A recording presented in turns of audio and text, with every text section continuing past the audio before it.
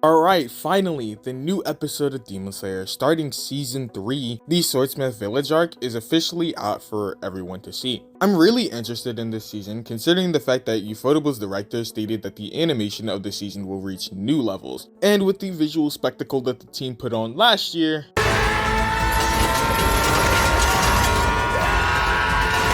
I'm very excited to see what goes down. Now, this episode, if you didn't know, had already technically come out for various different countries. However, if you lived in the US, this movie arrived on March 3rd. Actually, the same day Attack on Titan's final part had started. Funny how they're always airing alongside each other. However, if you were unable to see it, this is because this was a theatrical release, as it aired alongside the final 2 episodes of the Entertainment District arc. So if you didn't catch it in theaters, this is not the first time you're going to be seeing this stuff. So I can't wait to hear the opinions of people who actually get to watch it now. With that being said, let's talk about the visuals that this episode showcases, as it is a 15-minute episode. Now, like the staff said, the visuals for this series is going to reach a new level. And they weren't kidding, as we literally start out with the best background CGI scene in the entirety of anime, in my opinion. Directed by Yuichi Tadao, who's actually the same person who directed episode 26 and who's the director of photography. The reason why both of those are significant is because episode 26 was the last time that the Infinity Castle was actually shown,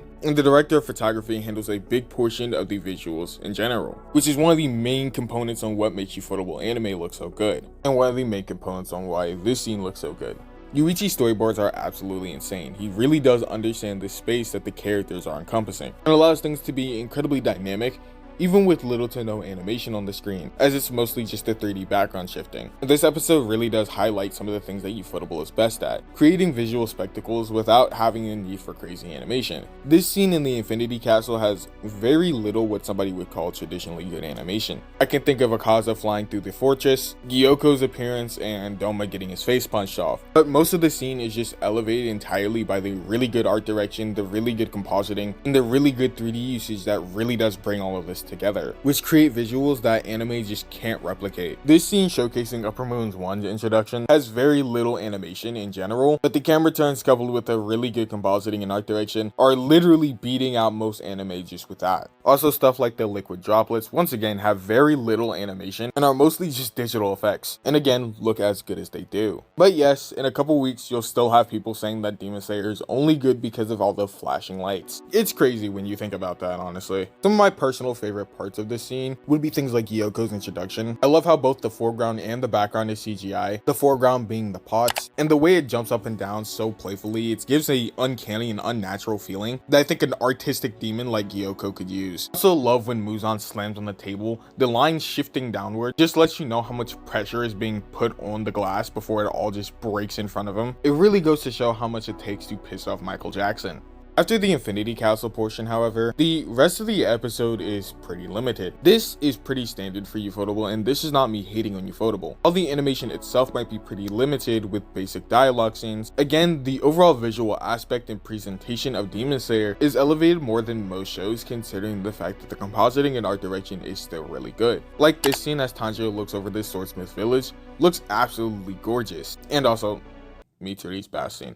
Yes! Now the opening is really cool. I know people have already hated because they don't like how this song is, but I still really like the visual. We get a taste of things like Mitsuru Obanai's really good swordplay. He did a really excellent, one of the best swordplay Sakuga scenes in the Entertainment District arc, so I really want to see what he does in this arc. You see action director Masaki Kunihiro's pose-to-pose work. Like, look at this deep squat-like pose from Moichiro. It looks really freaking sick. I love Masaki Kunihiro's pose-to-pose work. And we also get a small Abe scene in the opening, which kind of just plays into what he's good at. The really good eye shot, the high quantity of effects, jagged smears, impact frames, and heavy debris. Coupled with Ufotable's compositing, it just looks incredible. Would like to note that the dragons that Hontenku summons are in CGI completely. Now, these don't look the best. They don't look as odd or out of place as Enmu CGI, but they don't look the best. However, I don't really care, as it's clear that these are CGI for really good dynamic camera movement, which anything that allows more flexibility and creative freedom for the staff